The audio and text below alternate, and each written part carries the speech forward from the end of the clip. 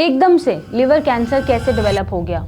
नमस्कार, मैं डॉक्टर मेघा चतुर्वेदी आज आपको यही बताने आई हूँ कि कैसे सडनली आपको लिवर कैंसर मिलता है रिपोर्ट्स में और आपको कोई आइडिया ही नहीं होता और शॉक मिल जाता है। अब लिवर कैंसर को अगर हम समझें तो ये यूजुअली तब डेवलप होता है, ये एकदम से डेवलप नहीं हो गया या ओवरनाइट डेवलप नहीं हो गया, ये तब डेवलप होता है जब लॉन्ग टर्म से आपका लिवर स्ट्रेस में होता है या डैमेज की तरफ प्रोग्रेस कर रहा होता है और हम यूजुअली उनको इग्नोर कर देते हैं। फॉर एग्जाम्पल, जैसे आपको लॉन्ग टर्म से सिरोसिस चल रहा है, फाइब्रोसिस चल रहा है, आपके हेल्दी टिश्यूज स्कार टिश्यूज में कन्वर्ट होने शुरू हो गए हैं, लॉन्ग टर्म से फैटी लिवर है, एल्कोहलिक लिवर डिसीज़ है या non alcoholic fatty liver disease है, नैश है, हाई शुगर है, हाई वेट है और कोई बीमारी है जो लिवर पे स्ट्रेस डाल रही है और कॉन्स्टेंटली आपके लिवर लेवल्स अगर बढ़े रहते हैं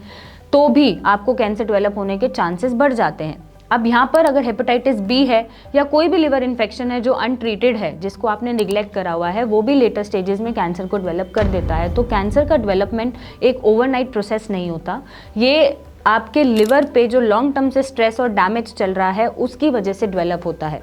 अब ऐसे कौन से रिस्क फैक्टर्स होते हैं जो कैंसर को इन्हांस करते हैं या कैंसर उनसे हो सकता है या किन लोगों में हो सकता है। नंबर 1, जब उन्हें लॉन्ग टर्म से सिरोसिस हो, फैटी लिवर हो, non alcoholic fatty liver disease हो, शुगर हाई होता हो,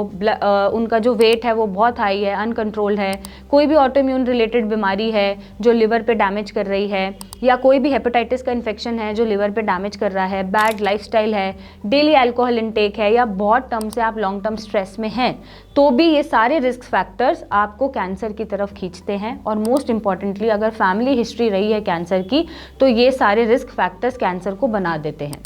अब करना क्या है? करने के लिए कुछ नहीं, आपको अपनी जो लॉन्ग टर्म डैमेज है लिवर पे उसको कंट्रोल करने की ज़रूरत होती है। अगर स्टार्टिंग में ही आपको पता चल गया है कि हेपेटाइटिस है, कोई इन्फेक्शन है, फैटी लिवर है, तो उसका अर्ली डिटेक्शन और अर्ली ट्रीटमेंट ज़रूरी होता है ताकि कोई भी फर्दर प्रोग्रेशन आपके लिवर को फेलियर में ना डाले।